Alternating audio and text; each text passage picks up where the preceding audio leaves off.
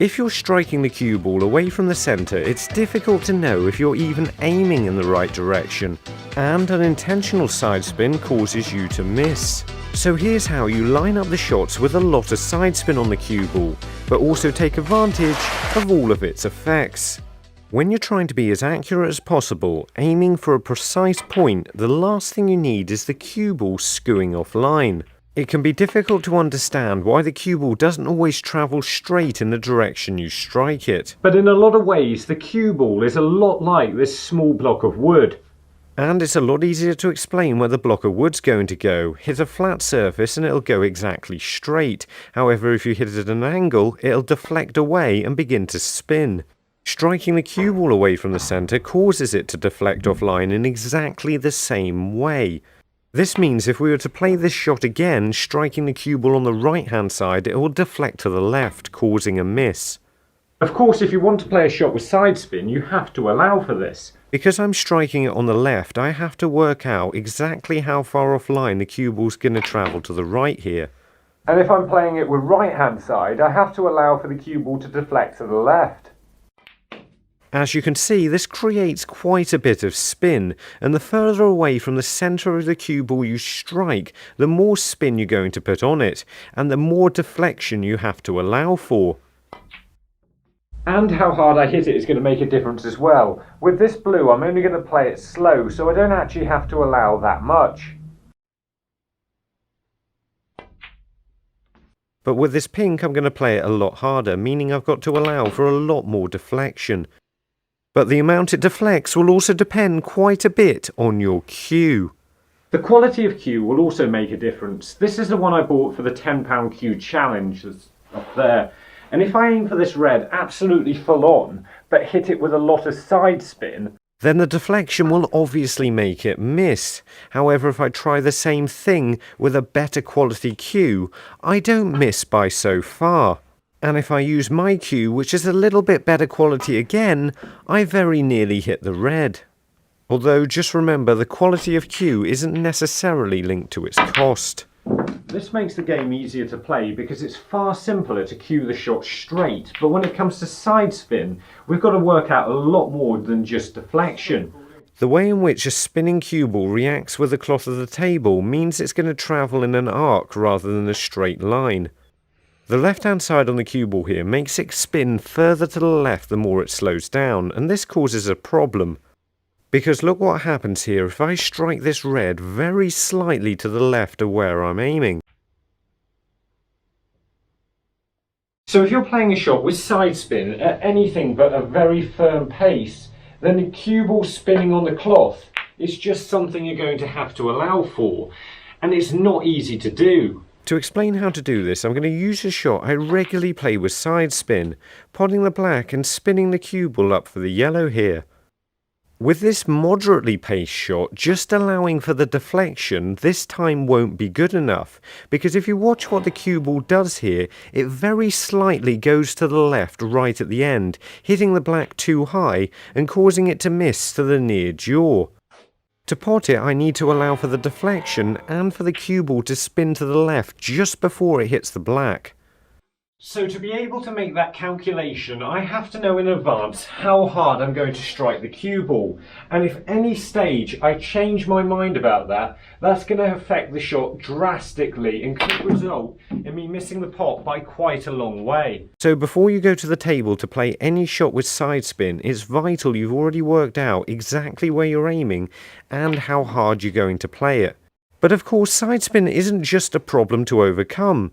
There's a lot of advantages to being able to control this effect, like being able to swerve round other balls on the table. This works if you want the cue ball to travel very slightly offline, but what happens if you need it to do a lot more than that?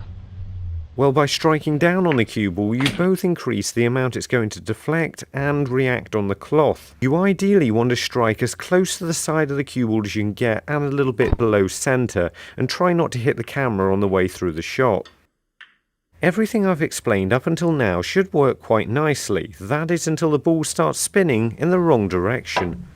Of course, if you're playing a shot towards the bulk end with side, there's something else you have to allow for as well. This is where it gets really complicated because the right hand side on the cue ball is making it go in the wrong direction. Snooker tables are smooth in one direction, a bit like a cat's fur. But when the cue ball's spinning against that, something unusual begins to happen. Which means the cue ball can spin in both directions, round the blue and brown here. Let's look at that a little bit slower. The cue ball deflects away to the left and then begins to spin back round the blue, just as we'd seen earlier. But then when it slows down even more, it then turns back the other way and goes round the back of the brown here.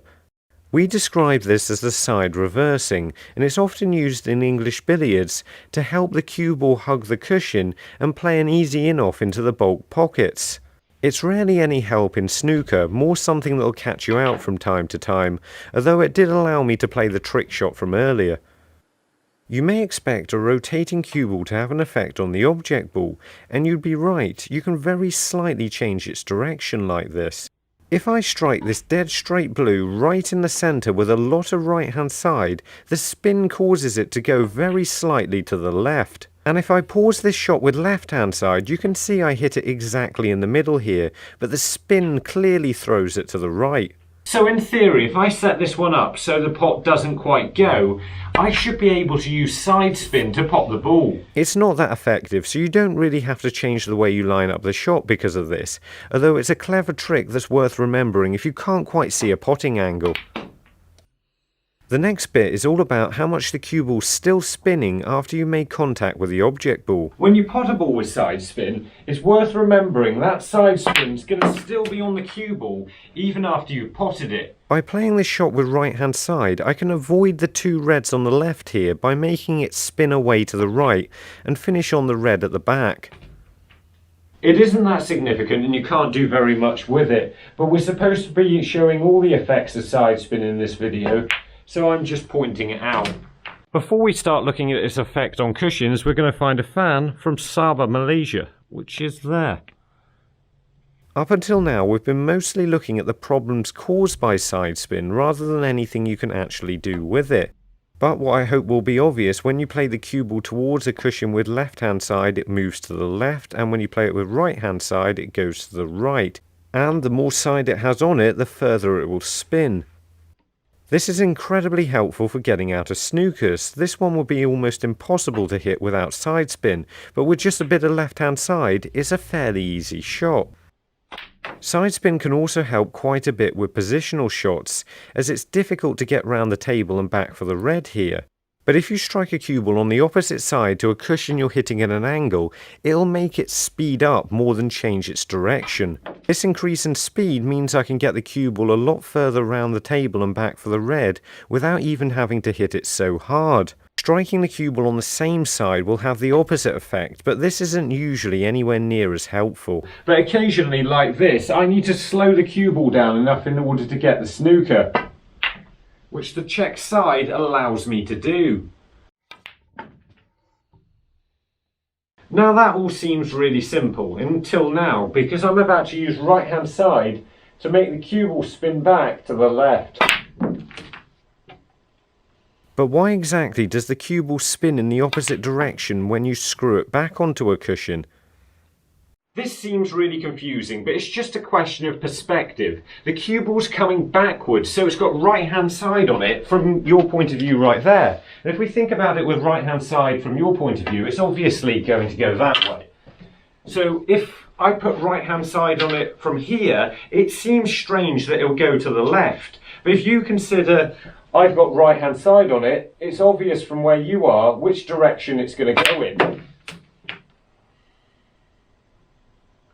That's a bit hard.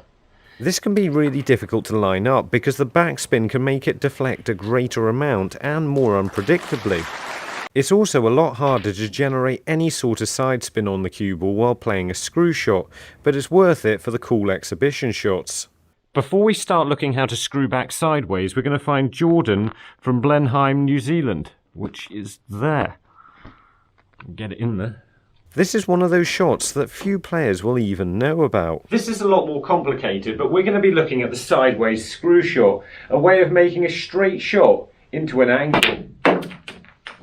To do this, you need to strike down on the cue ball with a lot of side spin, but you don't want to make it bounce that much because this will stop it going sideways. You need the high angle to play the shot, but the more it bounces, the less effective the shot will be. It makes the pot very difficult, but once you get everything right, it's surprising what the cue ball will actually do. Of course, this isn't easy, but if you can play it, it's a fun little trick to be able to pull off. It's not bad. If you want to find out more about controlling the cue ball and discover a greater number of things you can do with it, then have a look at these two videos. And remember, don't just watch, play, and make the commitment to becoming a better player by subscribing to the channel and visit the website. See you later.